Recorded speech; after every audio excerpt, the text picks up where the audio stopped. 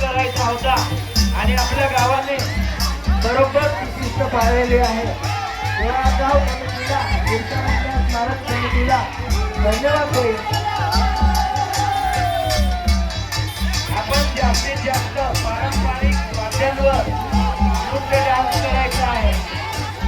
या ठिकाणी तरुण पोरांना वाटत असेल डीजेवर नाचणं चांगलं, नक्कीच मित्रांनो स्वागत, परंतु